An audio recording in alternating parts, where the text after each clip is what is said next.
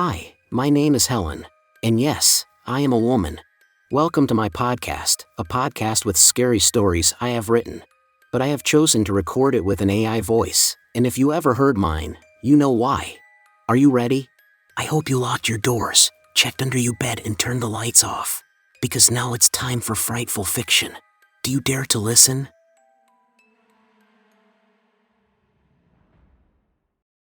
Dennis, the youngest in the sibling group, had just played their mother's voicemail for them, revealing how terrible her final moments had been. He had thrown a stone and waved his incense. And of course, Yolanda had delivered her speech about cleansing. Emmy despises the message because she doesn't understand it. What happened that evening? If their mom had actually committed suicide, she would never have left such a message on Dennis's phone. And what was her plan if he had answered that evening? To do it live with her son listening on the other end? Emmy knows their mom would never do such a thing. Their mom wasn't evil, possibly selfish, leaving her 3 children to travel the world and be free. Yeah, definitely selfish, but absolutely not evil. If their mom's plan, as the police suggested, was to stage a suicide, steeped in mystery to garner interest and attention about her and her life, she would never involve any of her children in that plan. She would have called a friend instead, but she didn't. She called her youngest son. She called Dennis, the sensitive one, the one closest to her. The siblings opposed the police's conclusion. Even their dad had resisted. According to him, his ex-wife would never take her own life. It went against her whole essence. But apparently, it's natural to feel that way, to question when a loved one takes their own life. Some simply refuse to accept it. But Emmy is pretty sure their mom was murdered, but she has no idea who the murderer might be. The only thing she's sure of is that it absolutely wasn't Walter who killed their mom. Jonathan gives Emmy a gentle nudge and an even softer look. As if to comfort her. Emmy smiles slightly back at him, to show that everything is okay. But I don't get it. If Walter was your mom's childhood friend, how could she have thought it was him at the door? She should know what he looked like. I mean, hadn't they seen each other for a while or something? Jonathan asked. They saw each other often. I think they were even a couple. But neither of them believed in putting a label on it, so it wasn't official, and it was Mom who reported him missing the week before she was murdered. Dennis answered. That's so weird, Emmy thinks to herself. Why did their mom think it was Walter? He was dead, and had been for about a week. It could not have been him, but who the F was it? And it doesn't end there. There are more reasons to believe it was Walter, Dennis said. Emmy tightens her lips together. She hates when this is talked about. Which has happened a lot over the past year. Dennis had delved into every time-consuming so-called rabbit hole regarding their mom's death. There is a forum on the internet, a forum where people speculate wildly about murders and mysteries. On there is a thread dedicated to their mom's death. It was Dennis who started the thread. At first no one seemed interested in the deaths of Walter and their mom, with only a few posts. But then it had exploded after a video was leaked. The video, Emmy thinks and sighs gently. Dennis takes a deep breath and pauses. He prepares to tell everything. A video came out. It was leaked by someone. It was surveillance footage taken a block from Mom's place. You see a man who looks just like Walter, or, yeah, the video is a bit grainy, so it's impossible to say that the man walking toward Mom's apartment is Walter, but it's just as impossible to claim it isn't, if it weren't for the fact that he was dead when the camera recorded the man. But, the man is wearing Walter's clothes. Dennis said. His clothes? If the video is grainy, how can you distinguish what clothes the man was wearing? Sandra asked. He had a very specific style. He almost exclusively wore brightly colored clothes with marijuana plants on them, or some smoking joint, and he always wore t-shirts, except when it was below freezing. He had some inherited issue with his internal thermostat, he used to say, and he limped on his right leg, and you clearly see on the video that the man is wearing one of those t-shirts, with a marijuana plant. Even though it's pretty cold outside, the man only has a t-shirt on. And he limps, and also, the man is very bearded, which Walter is. Or I mean, was. Dennis said. It's hard for Emmy to admit, but it really does look like Walter on the video. But it couldn't possibly be, unless you accept that the dead can rise to walk again. Emmy doesn't believe Walter would have killed their mom, either dead or alive. He loved her. Emmy has thought long and hard but can't come up with anything that explains everything about her mom's mysterious death, which she wants. She wants all the pieces of the puzzle to fit. But not even with super glue and duct tape would her mom's death puzzle fit together. On the forum where speculation thrives and theories are born, the most prominent ones are: 1. Mutual suicide with a twist. The leading theory suggests that their mom and Walter committed suicide together, orchestrating an elaborate plan to shroud their deaths in mystery. According to this theory, a friend of theirs disguised himself as Walter and intentionally walked past the surveillance camera to create an enigmatic narrative, hoping to achieve a form of fame. However, Emmy finds this theory implausible and deeply flawed. She firmly believes there is no chance this is what happened. Despite her conviction, the police latched onto this idea, seemingly building a distorted image of her mom. They viewed her as a marijuana-smoking, wine-drinking self-proclaimed witch, immersed in a world of black magic and despair. To them, she was a walking embodiment of mental disorder who chose to die in a bid for fame. But Emmy rejects this sick and twisted theory. Yes, her mom was eccentric, but she would never subject her children to the trauma and turmoil they've endured since her death. 2. Premeditated murder by an acquaintance. The second theory suggests a more sinister scenario. It proposes that someone who knew the couple first murdered Walter. This individual then waited a week, disguising himself as Walter to maintain the illusion that Walter was still alive. In this disguise, he then proceeded to kill Emmy's mom. The calculated nature of this theory adds a chilling layer to the tragedy, implying that the perpetrator had intimate knowledge of the couple's routines and relationships, and meticulously planned each step of the crime to mislead investigators and cover his tracks. Each theory, while captivating in its own right, leaves Emmy grappling with the weight of their implications and the quest for the real truth behind the devastating loss of her mom and Walter. Maybe it was the killer who had been stalking Mom. She had apparently told Yolanda that someone was stalking her just before she died. Maybe that's why the killer finally dressed up as Walter, to gain access to Mom, who had managed to escape the killer's earlier attempts when she noticed she was being followed. That sounds somewhat reasonable to Emmy, more reasonable than some weird suicide. Sandra tilts her head, her eyes softening as she looks at Dennis with the kind of deep empathy, almost like a mother has for her child, just like their mom often did when they were sad. "May I ask how she died? What was the cause of death?" Sandra asked gently. Dennis sighs, his expression conflicted. "That's what's so weird. She died from having her throat cut, and apparently, she did it to herself. They could see that during the autopsy, the angle of the cut and the fact that the knife had only her fingerprints on it. But she had other injuries on her body that she probably didn't cause herself. The police think she might have asked someone for help with her suicide. They found shoe prints in the blood, regular sneakers, size 13, Walter's size," he said. Sandra's eyes widened. "What kind of injuries?" she asked. Emmy shakes her head slightly, as if to caution Dennis, but he continues. "This is where it all gets extra weird," Emmy thinks to herself. There were lots of wounds on her skin, slashes, like someone had tried to flay her leg, but it was done very sloppy. Her leg was torn up, and Walter had the same kind of injuries all over his body. In his case, that was the cause of death. But for Mom, she cut her throat after her leg was slashed. Dennis said. "God, how awful." "It sounds completely insane, but, when you describe it, it almost sounds like the animal we saw on the trail," Sandra said. "That's true," Emmy nods, suddenly awakened from a daze. She takes a deep breath, gathering her thoughts. Emmy had examined a printed picture of her mother's leg, one that Dennis had obtained from a source on that forum where everything related to murder, death, and disappearances is discussed. Maybe the photo was leaked, or it came from an investigation report. But why hadn't Emmy or her two brothers thought of their mom when they saw the animal before? Now, when Sandra mentioned it, it seemed so obvious. The injuries actually looked quite similar. "Geez, calm down, Emmy," she mutters to herself. "Walter, Mom, and the animal on the trail aren't connected, or could all of this have some kind of connection? No. It must be coincidence." Emmy shakes her head again, trying to dismiss the creeping doubts.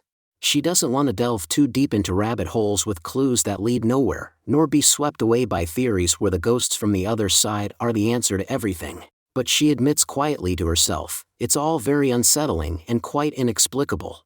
Sandra gasps. She tenses her shoulders. Her hand goes to her mouth. "God, what did I say? I am so sorry. I didn't mean to be disrespectful," Sandra said. "No, it's okay. You're right about Mom's leg. It did look like the animal on the trail.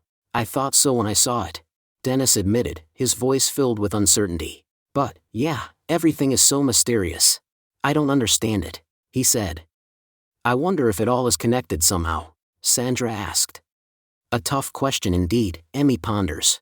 What does it mean if the group is to accept that the murderer who tore Walter to death and slashed their mother's leg a year ago is now here, in the woods, whistling at them, and tearing apart animals? If they believe this, they must immediately pack up and head home to the safety of society, where the police are just a quick call away, which could mean the difference between life and death if a murderer suddenly showed up. And if the group concludes that a ghost is behind all of it, maybe they shouldn't spend the night in the woods. The rough veil of unease lies heavily on the group. The wind hits Emmy's face once again. It brings with it smoke from the fire pit.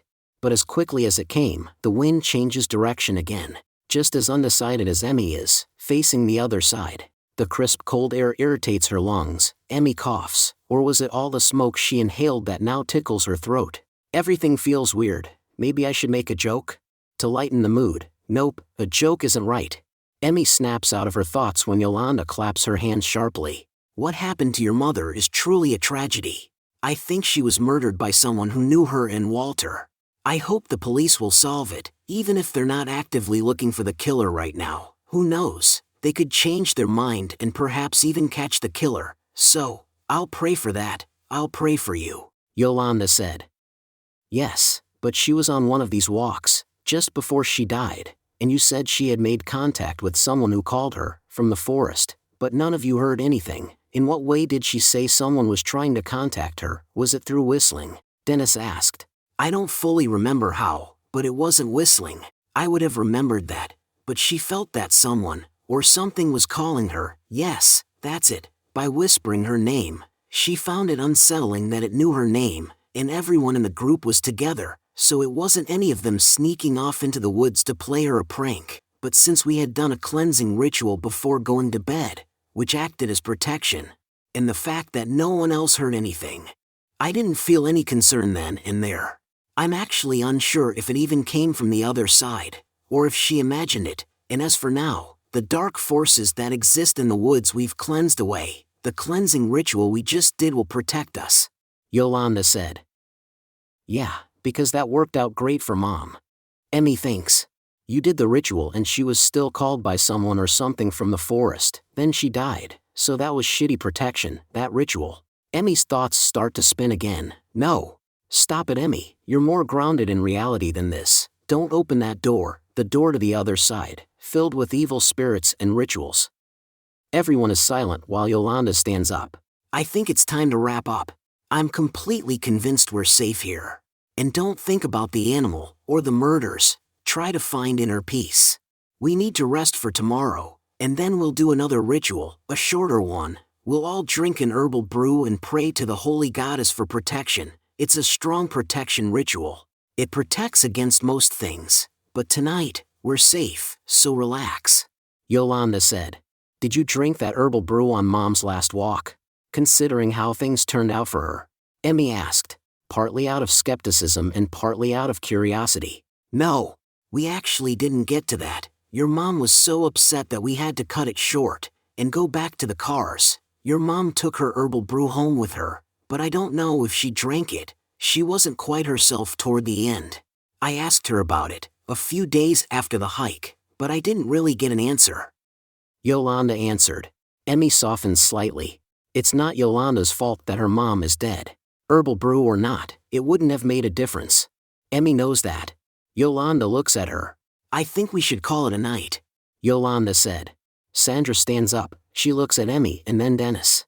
I wonder if the person who murdered your mom had gone on this hike, seen a dead animal like we did, and drawn inspiration from the mutilated carcass. We normal people shy away from such a sight, but who knows what a psychopath takes away from a scene like that? Sandra speculated. The murderer probably knew your mom and Walter, since they knew her address. Maybe they met through these hikes, and maybe the murderer wanted to slash their skin in the same way as one of the animals. She added. Damn, Sandra's really on point today. First, she drew a connection between the animal's skin and Mom's injuries. And now she offered a reasonable explanation for the potential link between these two events, which should be completely unrelated, but are too similar to ignore. Emmy is impressed and nods in agreement. Thanks, Sandra, for that slightly more plausible explanation. Now it might be easier to fall asleep. You should be a cop, Emmy said. Sandra nods back at her. I am a cop, she said. What? No. You're kidding, right? Emmy said, her eyes moving. Why is that so hard to believe? Is it because I am receptive to, as part of my grieving process, making contact with my dead son? Feeling his presence within me. How one handles grief doesn't reflect who they are in other situations. People in all professions are willing to feel a connection with their loved ones, who are no longer alive. It doesn't mean they can't think critically, or be a cop, Sandra said. Emmy looks down at the ground. She feels ashamed. Okay, sorry, but earlier, when you shared your scary memory, you said you hadn't experienced many scary things. As a cop you should have been through at least some scary stuff, right? Emmy said. Yeah, you'd think so, but I work in a small town where it's pretty quiet, and I quickly sought an internal position, so I mostly do paperwork, Sandra said. The group gets up and they head toward the tents, everyone except Emmy and Jonathan. I have to make sure Benny takes his evening medicine, but then I think we have a date to attend to, if you still want to, that is. Jonathan said, smiling at her. Of course I do, who wouldn't want to drink wine and eat snacks after all that madness? She said. He nods and heads toward his tent and Emmy walks alone to hers. Her two brothers are at the edge of the forest brushing their teeth and they are peeing. She crawls into her tent and takes out the wine and the bag of snacks. She sits down and closes her eyes. What a day, she thinks. Damn, what a day. May it end okay. Emmy and Jonathan had sat by the fire for a while, alone, drinking wine. Everyone else had gone to bed. They had talked about everything imaginable. And everything felt better after they had gone through what had happened. They had cleared out all the ghosts from what had happened. Everything must have a natural explanation, they both had agreed on. They had decided to stay on guard, given the dead animal and the eerie whistles. Someone was out there in the forest. Hopefully, it was just to scare them. Even if Yolanda and Marty weren't involved, there were others who profited as long as the forest's reputation crawled with creepy stories. There are many different types of haunted hikes available for a fee. Some even involved actively searching for remains or belongings of those who had disappeared in the forest over the years. On occasion, participants of such hikes have found parts of human skeletons belonging to the missing. But this group, it turns out, has their own cop with them. That makes both of them relax a little. Emmy assumes Sandra has her gun with her. That's how it works, right? Cops have access to their weapons even outside regular working hours. And, of course, if Emmy had a gun, she would have brought it. So she assumes Sandra did. Emmy and Jonathan only have their hunting knives, but it's better than nothing. They had talked a bit about Emmy's mom and Walter, and even Jonathan had dismissed explanations that required a belief in ghosts. But had he seemed a little open to the other side? No, not fully open, but slightly, like Emmy. Curious but skeptical. It was late so they had both decided to go to bed. The two walked to Emmy's tent. She shines her flashlight on it and sees something flutters. It's the tent door. She sees that it's open, but what the hell? Who left the tent open, or rather, which of her idiot brothers forgot to close it? Damn, now there's probably a bunch of nasty flies in the tent. Maybe I'll sleep by the fire instead, Emmy whispered. Or you can sleep in my tent, Jonathan said. Emmy's heart skips a beat. She looks at him, and he looks at her. They stand under the most starlit night sky Emmy has ever experienced. Yeah, thanks. I'll just grab my sleeping bag and pillow, and toothbrush, Emmy said. Sounds cozy, having a sleepover, Jonathan said. Emmy crawls into the tent. Her two brothers snore like two overweight bears suffering from asthma. Geez, poor Linda, William's partner, if he sounds like that every night. She grabs her things and crawls out to Jonathan. If you pack that much for a one-night sleepover, how would you pack if we were going away for a week? Jonathan asked. You don't want to know, Emmy replied. Of course I do, Jonathan said, smiling. They head to his tent. Benny sleeps in the bedroom farthest to the right, and there are 3 bedrooms. We can take the one on the left, if you don't want to sleep in a separate room. If so, I'll sleep in the middle bedroom, Jonathan suggested. No thanks. I don't want to sleep alone, Emmy replied. Perfect, but I want to warn you about one thing. Benny never wakes up at night, but he can get up relatively early and he wears a GPS watch, so if he goes too far, I will get a notification, a loud one. So don't be scared if that happens. It's always activated when Benny is with me. He lives in his own apartment but has people checking on him during the day, but every other weekend he's with me," Jonathan explained. "How nice for him to get to be with you so often," Emmy remarked warmly. "He's really wonderful for helping his brother like that." The full moon's glow illuminates Jonathan's face beautifully. His short hair moves in the wind. He looks at Emmy and she looks at him. She gazes directly into his eyes. Damn, he's so handsome. Emmy's pulse quickens. She enjoys this staring contest. They just stand there, looking at each other. Jonathan smiles, that crooked smile of his that she finds so endearing. He takes a step toward Emmy, and she takes one toward him. Emmy wakes up to the sound of an animal. Jonathan also opens his eyes. She lies with her head on his shoulder, his arm around her. "Good morning, did you sleep well?" Jonathan asked. "Sleep?" Emmy said with a grin. "I mean afterwards, we did get a few hours of sleep at least," Jonathan said. That's true, they did get a few hours of sleep, and Emmy probably hasn't slept that deeply before. She even feels rested despite having less sleep than usual. "Yeah, I did. Your arm is the best pillow I've ever slept on, but now I have to sneak back, before my brothers notice I slept here," Emmy said. "Oh, I didn't know you weren't allowed to sleep over, you have such strict brothers," Jonathan teased. "Seriously, they would never let me hear the end of it if they saw me with a guy, as payback for all the crap I've given them when they met girls," Emmy said. "It sounds like a healthy sibling relationship you have. We better sneak you back to your tent now, so we don't get teased later." Jonathan laughs lightly. Emmy looks at him. It's still dark outside. She turns on her flashlight. She places it to the side to get some light in the dark tent. "If you stay, we have a little more time, before it's time to get up," Jonathan said. "Believe me, I would love to stay here with you all day, but that's not possible," Emmy said. Jonathan's tent is higher than Emmy's but not high enough to stand up. Emmy stays under the warm protection of the sleeping bag, next to Jonathan. "Nope, now it's time to get back to my tent," she thinks and pulls off the sleeping bag and puts on her clothes. Where's her right sock? There it is, it's cold. She shivers. She sits up and looks at Jonathan, who is lying down. "What are you waiting for?" Jonathan asked. "I'm considering if you're worth getting caught with," Emmy answered as she takes a deep breath. "Of course I am," Jonathan replied. He smiles and pulls her close. "What kind of crap do you and your brothers usually give each other?"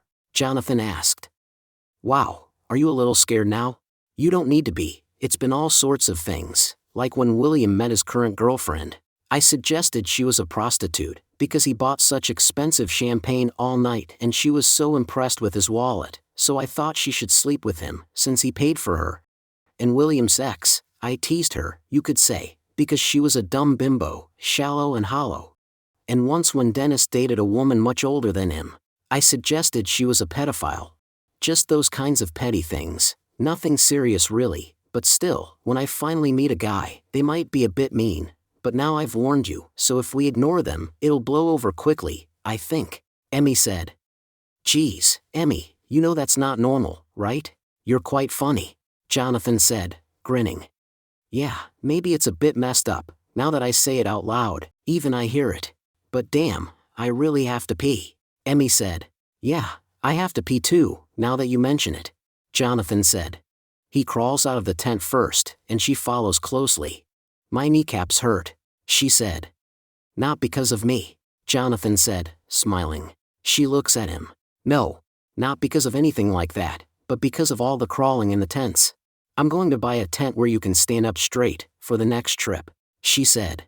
"Okay, so where are we going then?" he asked, taking her hand. "Maybe Scotland," Emmy said, grinning. He nods. She looks at her tent. They're heading in that direction. A sound is heard, like someone tearing something apart. A figure runs out of Emmy's tent. It quickly disappears into the dense wall of the forest. "What the hell was that?" Jonathan asked, shocked. "Maybe a wolf?" Emmy answered. They approach the tent. It looks strange. She moves closer. She shines her flashlight. There's a large torn hole in her sleeping area.